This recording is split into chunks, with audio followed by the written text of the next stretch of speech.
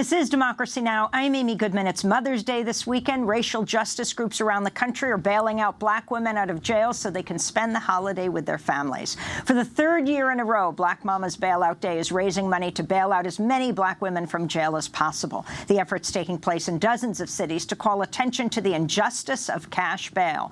On Thursday afternoon, two organizers, Kyla Hartsfield and Serena Sebring, chained themselves to a gate at the Durham County Jail to protest cash bail policies. One of their supporters, Grace Nichols, spoke to local station WNCN.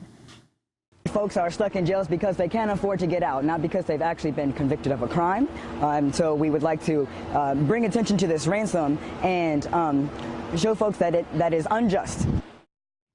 That was North Carolina. The National Bailout Collective has helped post bail for more than 300 individuals across the country. Since Black Mama's Bailout Day launched, there's been a growing national movement to eliminate cash bail from the criminal justice system. For more, we're going to Atlanta, Georgia, where we're joined once again by Mary Hooks, the co-director of Southerners on New Ground, or SONG, which is part of the National Bailout Collective and the movement for Black Lives. Mary Hooks, welcome back to Democracy Now! Talk about Mother's Day and what you're doing. Hi, friend. So we're excited to kick off our third annual Black Mother's Day bailout to continue to highlight the crisis of what's happening to black women who are stuffed in cages because they don't have money to pay their bail. We see that this growing movement is an indication that so many people want to see changes happen as it relates to pretrial detention. And this opportunity to bail out people and to collectivize our resources in order to do it is also an indication that many people are seeing that the solutions to the issues that are happening in our community actually lie within our communities. We've been able to do so much over the last few years together through the National Bailout Collective and several organizations who have built political alignment around what we mean when we say we want to end cash bail and pretrial detention. So we want to see a needs-based approach to ending cash bail and to make sure that people can get back to court. And it continues to floor me the ways in which people continue to show up for this initiative. And yeah, we're looking to change policy, but we're also looking to change hearts and minds as we continue to move through this process of bailing mothers out and continuing to build the infrastructure we need in our communities to get our people out of cages and support our people as they go through the court system. You've certainly kicked off a national movement. Reality television star Kim Kardashian West has reportedly helped release 17 people from prison in the last 3 months as part of a 90 Days of Freedom campaign. Kardashian West quietly helped fund a team of female attorneys working to free first-time nonviolent drug offenders. She's also reportedly studying 18 hours a week to take the bar exam and become a lawyer herself. Talk about the significance of this. And, of course, Kim Kardashian has the ear of President Trump, was in the White House. Well, you know, I think, as you stated, Kim Kardashian has quietly done this. And it's the media, however, that continues to draw attention to her efforts. But I want to take the time to shout out Miss Cody and Miss Barnett, who has been doing this work for years.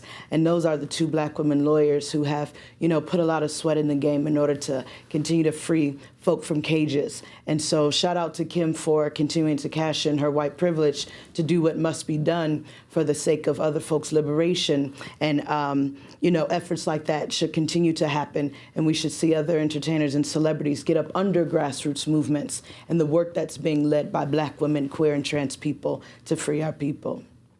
Talk about what happened in Durham, North Carolina. Yeah, so Durham was engaged in a Mother's Day bailout as well. And as we continue to bail our people out, because we, again, must do what we have to do what must be done, we oftentimes see local policymakers, judges, et cetera, who continue to shell out small solutions to a very big problem. In Durham right now, there are judges who want to implement risk assessment, want to continue to use bail schedules. None of those things benefit our communities. And so part of our work is to agitate and escalate the crisis. And so what my two comrades did yesterday and chained themselves to the gates of the jail was to say, not today. not today, that these attacks are happening daily on our communities. And if we can intervene and interrupt that violence that's taking place, then that's what we're going to do. And so, the brave comrades there and all of those allies who did a sit-in inside of the jail, folks took to the street and shut down the street. Like, yes, we want to bail out Black mothers and continue to show love in that way, and we also want to show our love through the resistance that we bring to the streets and we bring to this issue to continue to push policymakers locally, statewide, nationally, to continue to listen to what we have to say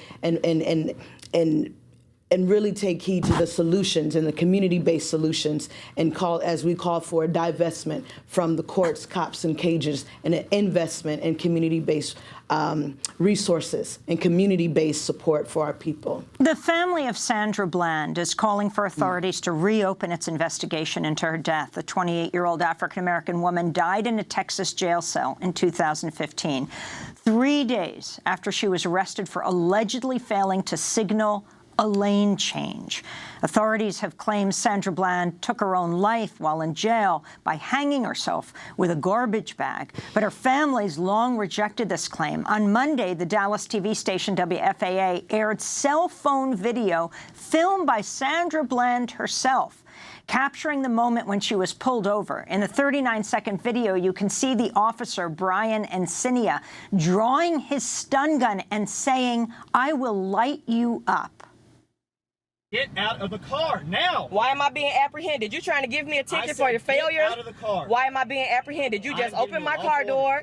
You just opened my car door. So you threatening to drag me out of my own car. Get out of the car! And then you gonna stun me? I will light you up. Get out! Wow. Now! Wow. Get out of the car! Really, for a failure to signal. You doing all of this for a failure to signal. Get over there. Right, yeah. Yeah, let's take this to court.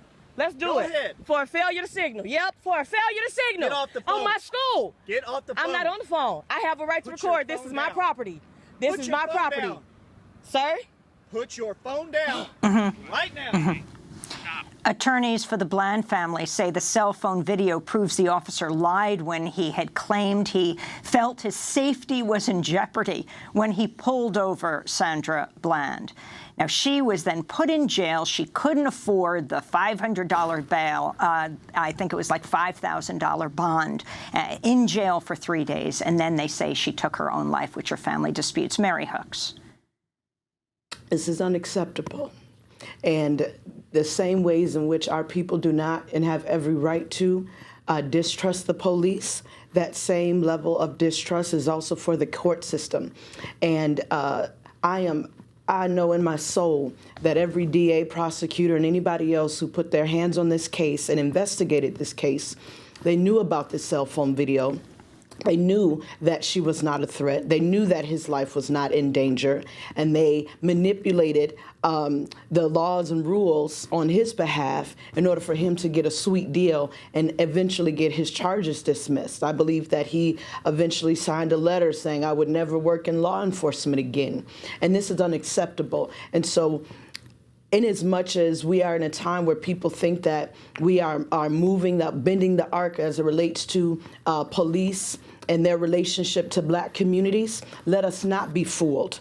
We have no reason to trust the police or the cops or the courts, and we have to make sure that we take care of ourselves and that we support and take care of our own people, and that until further notice, we should continue to make sure we demand justice for people who are stuck in cages because they cannot afford bail, because their lives are at stake. And we oftentimes see, for folks who are sitting in cages, the decimation of their health, whether that's, through the killing by guards. That's the abuse that is happening. Right now, I'm sitting in Fulton County, and we have a jail here called Union City, and there is a lawsuit that has been filed against them because women are showering in black mold. Their throats are swollen. They have masks over their face. They're being abused in so many ways. Those who experience mental health are literally stuffed in a cage and never come out, and so this this breaks my heart as someone who has been in that situation before. I've had my face beaten by the police before. And so I think we have to continue to dispel that myth that though police provide some level of public safety is when our people have adequate housing, adequate jobs that are dignified, that people can thrive and have wellness. That is how we get public safety, and anything else is a lie. And so I send my condolences to Sandra Bland's family and all the people who have lost their loved ones to heinous police violence and corrections officers' violence, and all those who have participated in situations like this where we know that justice have not been served. And the reality of it is we know that can never be found in this criminal injustice system. Well, Mary Hooks, I want to thank you so much for being with us, co-director of Southerners on New Ground, or SONG, which is part of the National Bailout Collective and the Movement for Black Lives. She's an organizer of National Black Mamas Bailout Day, which is Mother's Day on Sunday. This is Democracy Now! When we come back, the NRA in turmoil. Stay with us.